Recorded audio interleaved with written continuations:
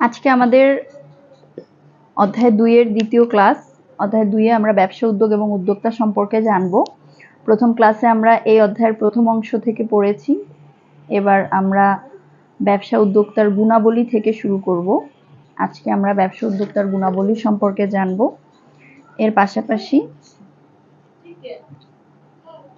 আর্থসামাজিক উন্নয়নে ব্যবসা উদ্যোগের গুরুত্ব সম্পর্কে জানব, অর্থাৎ অর্থনৈতিক উন্নয়নে এবং সামাজিক উন্নয়নে ব্যবসা উদ্যোগ কি ভূমিকা পালন করে সেটা সম্পর্কে জানব।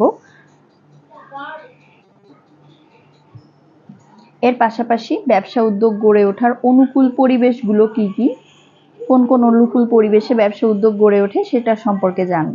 এখানে একটা গুরুত্বপূর্ণ কথা, সেটা হচ্ছে অধ্যায় 2 কিন্তু বেশিরভাগ শিক্ষার্থীরাই খুব অবহেলা করে। এখানে যেহেতু রিডিং আছে এজন্য এই বিষয়গুলোকে পড়তে চাও না, কিন্তু তোমরা অলরেডি কিন্তু এই বছরের এসএসসি এবং এইচএসসি পরীক্ষার প্রশ্ন দেখেছো এবং বই থেকে বিস্তারিত না পড়লে কিন্তু পরীক্ষায় ভালো করা সম্ভব না। এখনকার বোর্ড প্রশ্নগুলো কিন্তু সেইভাবেই করা হয়ে থাকে। তো আমরা এখন এখান থেকে দেখব যে ব্যবসা উদ্যোক্তার গুণাবলী সম্পর্কে এখানে কি বলেছে।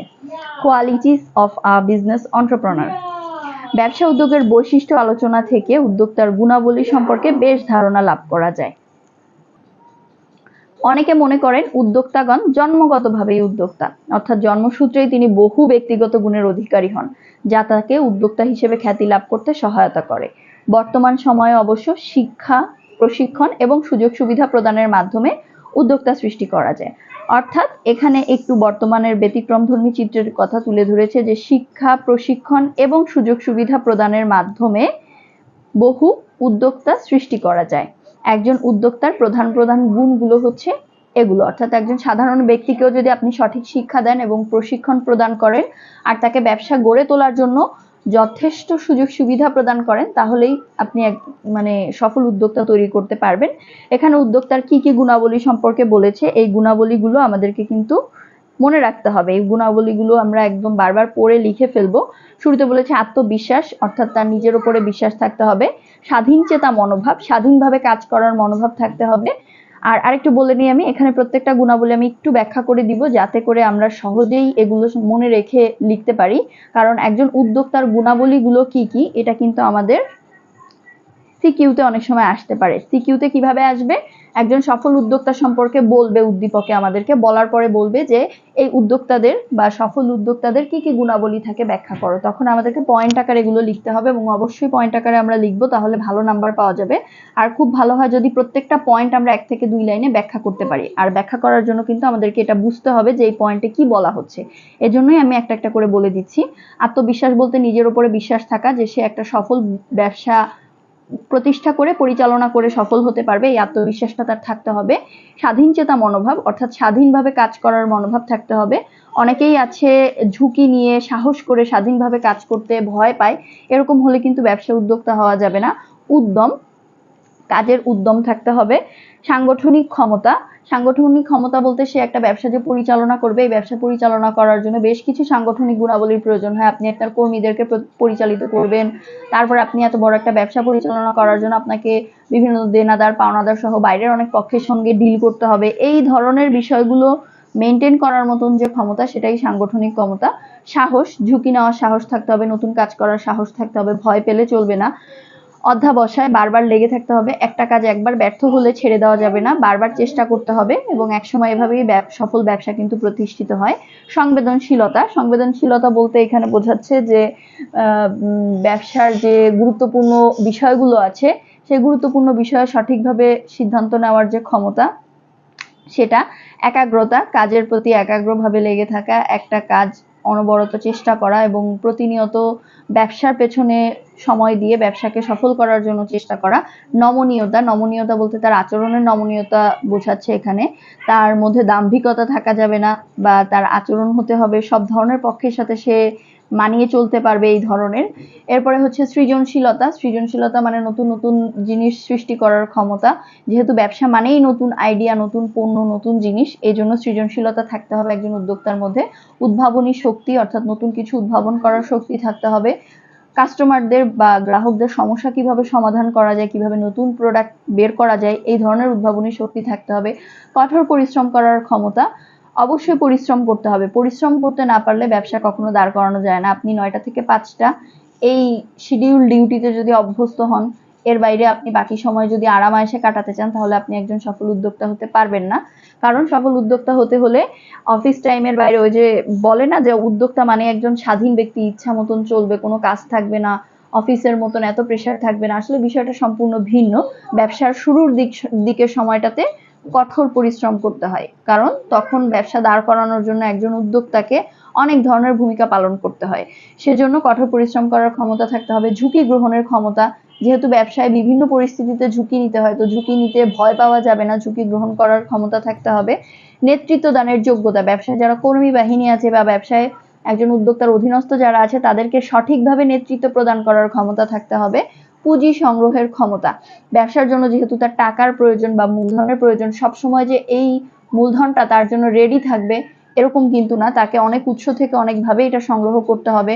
অনেক সময় বিনিয়োগকারীদের কাছ থেকে এটা সংগ্রহ করার প্রয়োজন হতে পারে। তো বিনিয়োগকারীদের কাছ থেকে সংগ্রহ করতে গেলে আপনাকে কি করতে হবে, তাদেরকে সেইভাবে বোঝাতে হবে কেন তারা আপনার ব্যবসায় বিনিয়োগ করবে, কেন আপনার ব্যবসাটা লাভজনক।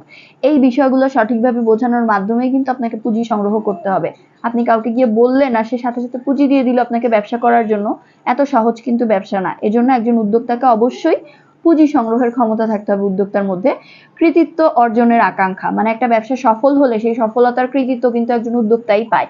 তো এই কৃতিত্ব অর্জন করার একটা আকাঙ্ক্ষা থাকতে হবে, ইচ্ছা থাকতে হবে যে আচ্ছা ঠিক আছে, এবার আমি কষ্ট করে যদি ব্যবসাটা সফল করি তাহলে এই ব্যবসার কৃতিত্ব আমি অর্জন করতে পারবো। তো সেই কৃতিত্ব অর্জনের ইচ্ছায় হলেও আমি কঠোর পরিশ্রম করব বা আমি ঝুঁকি নিয়ে ব্যবসাটা পরিচালনা করব, এই ধরনের ইচ্ছা বা আকাঙ্ক্ষা থাকতে হবে। চ্যালেঞ্জ গ্রহণ করার মানসিকতা, চ্যালেঞ্জ আসবে প্রতিনিয়ত ব্যবসায়, উদ্যোক্তাকে অবশ্যই সেই চ্যালেঞ্জগুলো গ্রহণ করে সামনে এগিয়ে নিয়ে যেতে হবে তার ব্যবসাকে।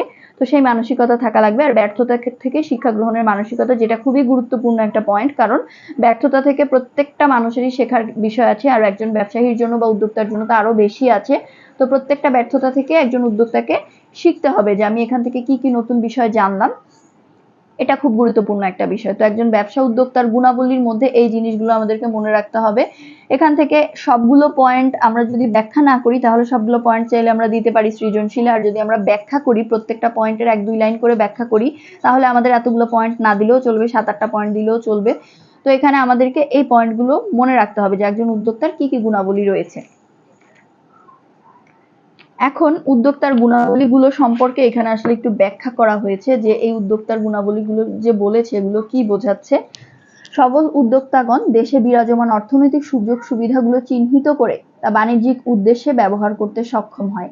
অর্থনৈতিক যে সুযোগ সুবিধাগুলো রয়েছে সেটা চিহ্নিত করে বাণিজ্যিক উদ্দেশ্যে সেটা ব্যবহার করতে সক্ষম হয়। অর্থাৎ একজন উদ্যোক্তা বা ব্যবসায়ী সে কিন্তু সব সমস্যাগুলোকে সাধারণ মানুষের চোখে দেখে না, সে একজন ব্যবসায়ীর দৃষ্টিকোণ থেকে দেখে এবং যে কোনো একটা সমস্যা থেকেও সে একটা বিশাল ব্যবসা দাঁড় করাতে পারে। তো আমাদের দেশে কিংবা যে কোনো দেশে যখন একজন ব্যবসায়ী বিভিন্ন অর্থনৈতিক সুযোগ সুবিধাগুলো চিহ্নিত করে সেগুলোকে সে ব্যবসায় কিভাবে কাজে লাগানো যায় সেটা করতে সক্ষম হবে, যেটা একজন সাধারণ মানুষ করতে সক্ষম হয় না।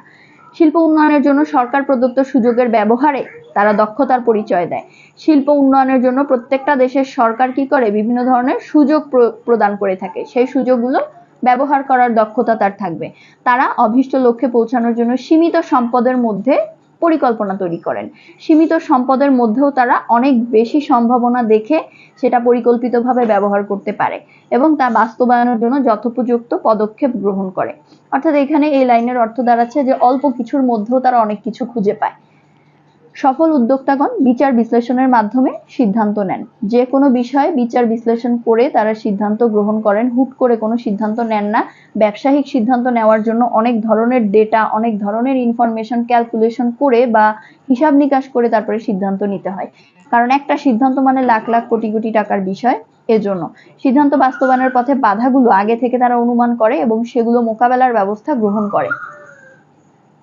আমাদের যে বাধাগুলো রয়েছে সিদ্ধান্ত বাস্তবায়নের ক্ষেত্রে সেগুলো আগে থেকেই তারা অনুমান করে সেগুলো মোকাবেলার ব্যবস্থা গ্রহণ করে থাকে, যাতে এই বাধাগুলোর কারণে তার সিদ্ধান্তটা কোনোভাবে ক্ষতিগ্রস্ত না হয়। পরিবর্তিত পরিস্থিতির সাথে খাপ খাইয়ে চলা, এটা খুব গুরুত্বপূর্ণ একটা বৈশিষ্ট্য। এখন এখানে আমি আরেকটা বিষয় বলি যে আমরা ব্যবসা উদ্যোক্তার বৈশিষ্ট্য বা গুণাবলীগুলো কি কি সেটা আমরা আগের পয়েন্টগুলো দিতে পারি, অথবা চাইলে এখানকার যে একটা লাইন আছে এই লাইনগুলোকেও কিন্তু আমরা দিতে পারি, যে এই লাইনগুলোর মাধ্যমে ব্যবসা উদ্যোক্তার গুণাবলী তুলে ধরা সম্ভব পয়েন্ট আকারে। তো আমি এই রিডিংটা পুরোটা আলোচনা করার পরে এই পয়েন্টগুলোকে ইনশাল্লাহ তুলে ধরবো। এখন আপাতত আমরা শুধু এমসিকিউর জন্য কিভাবে পড়তে হবে সেটা এখান থেকে দেখব। তো একজন উদ্যোক্তা পরিবর্তিত পরিস্থিতির সাথে খাপ খাইয়ে চলতে পারে আর অন্যের উপরে প্রভাব বিস্তারের ক্ষমতা সফল উদ্যোক্তার বিশেষ গুণ বলে বিবেচিত হয়। অন্যের উপর প্রভাব বিস্তার করা বলতে বোঝাচ্ছে কাস্টমার থেকে শুরু করে ইনভেস্টর বা অন্যান্য যারা ব্যবসার সাথে জড়িত পক্ষ আছে তাদের উপরে প্রভাব বিস্তার করার ক্ষমতা একজন উদ্যোক্তার থাকতে হবে। যখনই থাকবে তখনই সে একজন সফল উদ্যোক্তা হিসেবে গণ্য হবে, কারণ তার কথা যদি কেউ গুরুত্ব না দেয়, তার কথা যদি কেউ পাত্তা না দেয়, তখন কিন্তু সে ব্যবসায় সফল হতে পারবে না। তারা ব্যবসার সাথে সংশ্লিষ্ট ঝুঁকি বিচক্ষণতার সাথে নিরূপণ করেন এবং তা এড়ানোর বা কমানোর পদক্ষেপ গ্রহণ করেন, অর্থাৎ ব্যবসার ঝুঁকি নিরূপণ করে সেগুলো কমানোর পদক্ষেপ গ্রহণ করে। যে কোনো একটা প্রোডাক্ট বা যে কোনো পণ্য বাজারে আনার আগে ব্যবসায়ীরা হিসাব নিকাশ করে যে এই পণ্যে আমার প্রতিযোগী প্রতিষ্ঠান কে কে আছে, এই পণ্য বাজারে আনার পরে কি কি ধরনের সমস্যা হতে পারে, কাস্টমাররা কি কি ধরনের কমপ্লেন করতে পারে, সেটার জন্য আগে থেকে কি কি ব্যবস্থা নেওয়া যায়, সবকিছু হিসাব নিকাশ করে বিচার বিশ্লেষণ করে তারপরেই কিন্তু একটা ব্যবসার বিভিন্ন পণ্য বাজারে লঞ্চ করা হয়ে থাকে। পরিমিত পরিমাণে ঝুঁকি গ্রহণ সফল উদ্যোক্তার একটি বড় বৈশিষ্ট্য, অর্থাৎ ব্যবসা মানেই ঝুঁকি নিতে হবে, ঝুঁকি না নিলে সে বড় ব্যবসায়ী হতে পারবে না। এজন্য যে ইচ্ছা মতন ঝুঁকি নিবে আর অনেক বেশি পরিমাণে লসের সম্মুখীন হবে এটা কিন্তু কখনোই করা যাবে না, বরং পরিমিত ঝুঁকি নিতে হবে, তাহলেই সে সফল হতে পারবে। প্রয়োজন বোধে পরিবর্তিত পরিস্থিতিতে খাপ খাইয়ে চলা এবং লক্ষ্য অর্জনের সমন্বয় সাধন উদ্যোক্তার বড় আরেকটা গুণ। লক্ষ্য অর্জনের সমন্বয় সাধন বলতে বোঝাচ্ছে যে কোনো পরিস্থিতি যে কোনো সময় পরিবর্তন হতে পারে। তো পরিস্থিতি যখন পরিবর্তন হবে তখন আমাদেরকে আমাদের পরিকল্পনাও পরিবর্তন করতে হবে। তো লক্ষ্য অর্জনের জন্য আমাদেরকে যে কোনো পরিস্থিতিতে সমন্বয় সাধন করতে হবে ওই পরিস্থিতির সাথে। এরপরে বলেছে ব্যবসা থেকে প্রত্যাশিত মুনাফা অর্জনের অনিশ্চয়তাকেই ব্যবসার ঝুঁকি হিসেবে গণ্য করা হয়। ব্যবসার ঝুঁকি কাকে বলে এটা হচ্ছে তার সংজ্ঞা। এখানে আমাদের যদিও ব্যবসার ঝুঁকির সংজ্ঞা খুব একটা আসে না, তারপর আমরা ক নাম্বারের জন্য একটু পড়ে ফেলবো যে প্রত্যাশিত মুনাফা অর্জনের অনিশ্চয়তাকেই ঝুঁকি বলা হয়ে থাকে।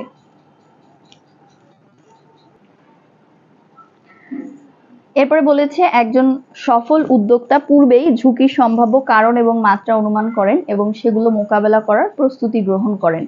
তিনি ঝুঁকির যে সম্ভাব্য কারণ এবং মাত্রা মানে পরিমাণ, কি পরিমাণের ক্ষয়ক্ষতি হতে পারে বা কি পরিমাণের আর্থিক ক্ষতির ঝুঁকি রয়েছে এই পরিমাণটাকে তিনি অনুমান করে সেগুলো মোকাবেলা করার প্রস্তুতি গ্রহণ করেন।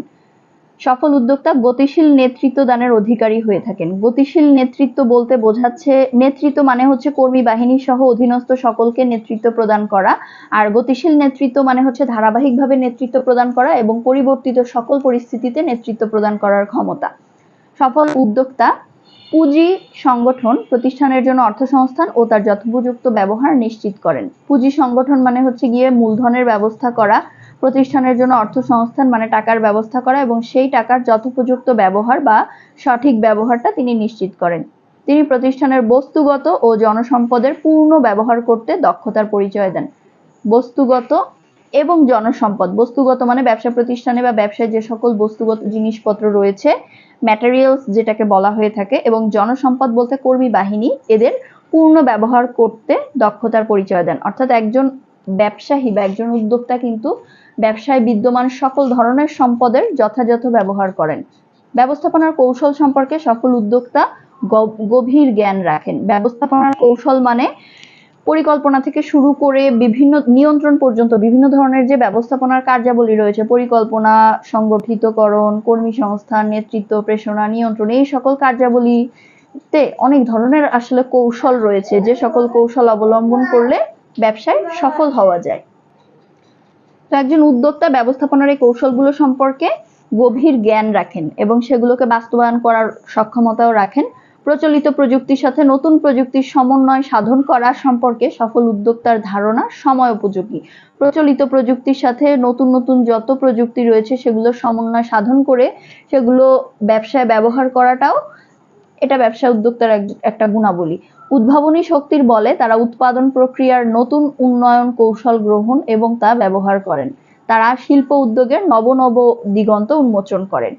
প্রথম লাইনে বলেছে যে উদ্ভাবনী শক্তি থাকার কারণে তারা উৎপাদন প্রক্রিয়ায় নতুন নতুন উন্নয়ন কৌশল গ্রহণ করতে পারেন এবং সেটা ব্যবহার করতে পারেন। পাশাপাশি শিল্প উদ্যোগের বিভিন্ন দিগন্ত তারা উন্মোচন করেন, অর্থাৎ শিল্প উদ্যোগ সংক্রান্ত নতুন নতুন বিষয় সম্পর্কে তারা নিজেরাও জানতে পারেন এবং মানুষকেও জানাতে পারেন, অর্থাৎ নতুন দিগন্ত উন্মোচন করতে পারেন। এরপরে আমরা শেষের প্যারাতে চলে এসেছি। এই প্যারাগুলো বা এই রিডিং গুলো আসলে স্টুডেন্টরা পড়ে না, কিন্তু এইখান থেকে আসলে এমসিকিউর জন্য অনেক কিছু জানা যায়। আর সৃজনশীলে অ্যান্সার করতে গেলে এই লাইনগুলো বা কথাগুলোকে খুব ভালোভাবে মাথায় গেঁথে নিতে হবে। এজন্য আমরা লাইন বাই লাইন দেখছি। উদ্যোক্তা চ্যালেঞ্জমূলক কাজ করতে বিশেষ আনন্দ পায়। চ্যালেঞ্জমূলক কাজ মানে যে কাজে অনেক ঝুঁকি রয়েছে বা এর আগে কেউ কখনো করেনি এই ধরনের কাজ। ব্যবসায়িক লক্ষ্য অর্জনে নিরলস শ্রম দেন এবং ব্যক্তিগত আরাম আয়েশ ও ভোগবিলাস পরিহার করেন। কেন করেন? ব্যবসার লক্ষ্য অর্জন অর্থাৎ মুনাফা অর্জনের জন্য তিনি অনেক বেশি পরিশ্রম করেন। আর বিশেষ করে প্রথম দিকে যখন ব্যবসা উদ্যোগ একদম নতুন থাকে তখন কিন্তু ব্যবসায় এত কর্মী থাকে না, এত আলাদা আলাদা পদ থাকে না, তো একজন উদ্যোক্তাকেই সব কাজ করতে হয়। তো সেক্ষেত্রে তাকে ব্যক্তিগত আরাম আয়েশ পরিহার করতে হয়, সেটাও তিনি করেন। তিনি নিজের ক্ষমতা এবং সিদ্ধান্তের প্রতি এত আস্থাশীল যে নির্দিষ্ট লক্ষ্য অর্জনের জন্য অবিরাম কাজ করেন। তিনি নিজের ওপরে এবং নিজের সিদ্ধান্তের ওপরে অনেক বেশি আস্থাশীল হন, যার কারণে অবিরাম তিনি কাজ করে যান এবং ফলাফল অর্জিত না হওয়া পর্যন্ত কাজে নিয়োজিত থাকেন। কোনো কারণে প্রথমবার ব্যর্থ হলে ব্যর্থতার কারণ খুঁজে দ্বিতীয়বার নতুন উদ্যমে কাজ শুরু করেন, যেটা আমাদের আগের পেজে বলেছে যে ব্যর্থতা থেকে শিক্ষা গ্রহণ করা, যে কি কারণে আমি ব্যর্থ হয়েছি সেই কারণটা খুঁজে বের করে সেখান থেকে শিক্ষা গ্রহণ করতে হবে, তারপরে আবার নতুন করে চেষ্টা করতে হবে। কাজে সাফল্য অর্জনে তীব্র আকাঙ্ক্ষা তাদের চরিত্রের একটি উল্লেখযোগ্য দিক। যে কোনো কাজে সাফল্য অর্জনের তীব্র আকাঙ্ক্ষা তাদের মধ্যে রয়েছে, আর এই কারণেই কিন্তু তারা একজন উদ্যোক্তা। সাধারণ মানুষের মধ্যে কিন্তু সবসময় এই ধরনের আকাঙ্ক্ষা থাকে না। প্রকৃত উদ্যোক্তারা নিজেদের ভুল অকপটে স্বীকার করেন, এটা কিন্তু খুব গুরুত্বপূর্ণ একটা বিষয়। ভুল যে কোনো মানুষেরই হতে পারে, তো একজন উদ্যোক্তা যখন প্রকৃত উদ্যোক্তা হবেন তখন তিনি তার ভুল স্বীকার করবেন এবং ভুল থেকে শিক্ষা গ্রহণ করেন, অর্থাৎ কখনোই ভুলকে অন্যের উপরে চাপিয়ে দেয় না বা কর্মচারীদের উপরে চাপিয়ে দেয় না, নিজের ভুল নিজে স্বীকার করে ভুল থেকে শিক্ষা গ্রহণ করে। নিজের অভিজ্ঞতা ও অন্যের অভিজ্ঞতা থেকে শিক্ষা গ্রহণ এবং নিজের কর্মক্ষেত্রে সেই শিক্ষার প্রয়োগ উদ্যোক্তার একটি বিশেষ গুণ। অভিজ্ঞতা থেকে, নিজের অভিজ্ঞতা এবং অন্যের অভিজ্ঞতা থেকে শিক্ষা গ্রহণ করতে হবে এবং নিজের কর্মক্ষেত্রে সেই শিক্ষার প্রয়োগ করতে হবে। সফল উদ্যোক্তা তাদের কাজের সাফল্যে পরিতৃপ্তি ও অসীম আনন্দ পায়। দিন শেষে যখন তারা সফল হয় তখন তারা অনেক বেশি আনন্দ পায়। তো এগুলো হচ্ছে একজন সফল উদ্যোক্তার বৈশিষ্ট্য। আমাদের আগের পেজের বক্সে যে গুণাবলীগুলোর কথা বলা হয়েছে বা বৈশিষ্ট্যের কথা বলা হয়েছে, মূলত এটা গুণাবলী, আসলে সেই গুণাবলীগুলোরই বিস্তারিত ব্যাখ্যা আমাদেরকে এই পৃষ্ঠায় দিয়েছে। তো এই বিস্তারিত ব্যাখ্যাগুলো খুব ভালোভাবে পড়তে হবে এবং এগুলো পয়েন্ট আকারে কিন্তু আমরা চাইলে গ এবং ঘ নাম্বারে লিখতে পারি, সেটা আমি পয়েন্ট আকারে শেয়ার করে দিব ইনশাল্লাহ। তো আজকের ক্লাসে এতটুকুই থাকবে। আমি নেক্সট ক্লাসে ইনশাল্লাহ এই রিডিং এর পয়েন্টগুলোকে শেয়ার করে দিব, অর্থাৎ সফল উদ্যোক্তার গুণাবলী। তারপরে আমরা পরবর্তী পাঠে চলে যাব। ততক্ষণ পর্যন্ত ভালো থেকো। আল্লাহ হাফেজ।